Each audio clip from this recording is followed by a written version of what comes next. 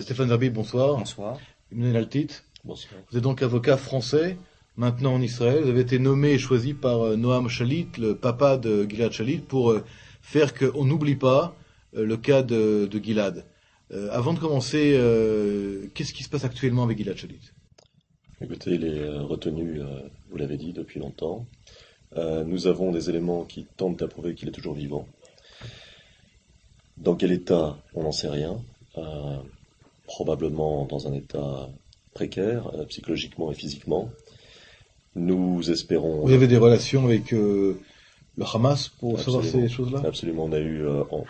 La famille a reçu une lettre rédigée de la main de Gilad Shalit il y a déjà quelques semaines, une lettre qui a été authentifiée, évidemment dictée par ses ravisseurs, mais l'important c'est que on ait un élément de preuve du fait qu'il est vivant, et ensuite nous avons reçu un certain nombre d'éléments de nos interlocuteurs du Hamas nous disant qu'il était vivant.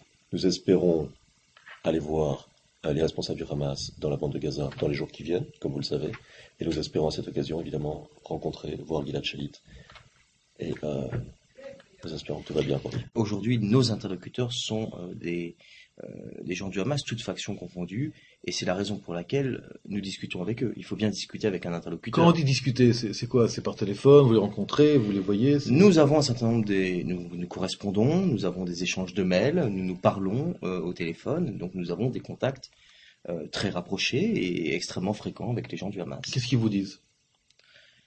Ils nous disent venez nous voir, venez discuter avec nous à Gaza sur le cas de Gilad Shalit. Gilad Shalit, dans votre stratégie donc globale, celle que vous venez de définir, est d'abord et avant tout un citoyen français.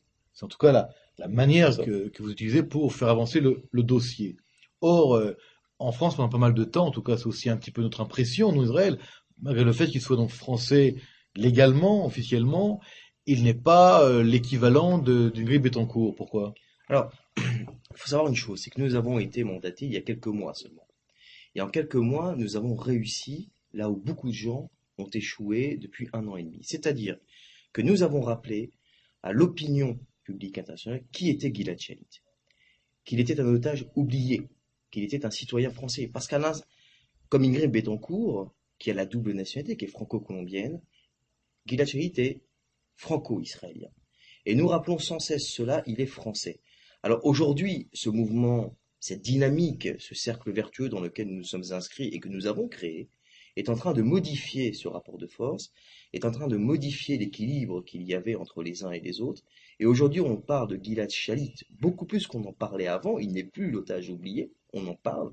Je vous rappelle que 2 conférences de presse ont eu lieu à l'Assemblée nationale, qui est un endroit symbolique en ce qui concerne les droits de l'homme, c'est un fondamental, et c'est très important au niveau de la symbolique. Et aujourd'hui, parler de Gilad Shalit dans une enceinte nationale, à l'Assemblée nationale, avec plus de 200 parlementaires confondus, députés, sénateurs, des parlementaires européens qui suivent derrière, le mouvement est en train de changer. Gilad Shalit est rappelé à nos concitoyens, est rappelé à l'ensemble du monde, il ne sera pas oublié. Quelque part, on serait tenté de dire, dans toute cette histoire de guerre et de conflit, de représailles et de réactions, où est Gilad Shalit, Emmanuel? Et quelque part, vous n'êtes pas inquiet dans cette situation de plus en plus de tourmente? Nous sommes très inquiets, à l'évidence, la situation est très mauvaise, la situation devient d'une certaine manière de plus en plus mauvaise, même si nous espérons profiter d'une certaine fenêtre d'opportunité de la visite de Condoleezza Rice pour profiter d'une petite accalmie. Évidemment, la situation, même s'il y a une accalmie aujourd'hui, ça risque d'aller mal, encore plus mal demain. La situation est très mauvaise, nous sommes très inquiets, et c'est pourquoi nous espérons aller rendre visite aux responsables du Hamas, nous espérons leur coopération.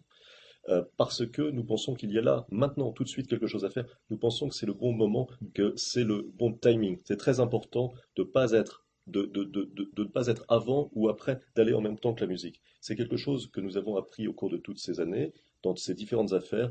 Il faut respecter le timing et respecter les choses. Nous pensons que c'est le moment de faire quelque chose et nous pensons que ce serait dommage de laisser passer l'occasion. Merci. Merci beaucoup. Merci.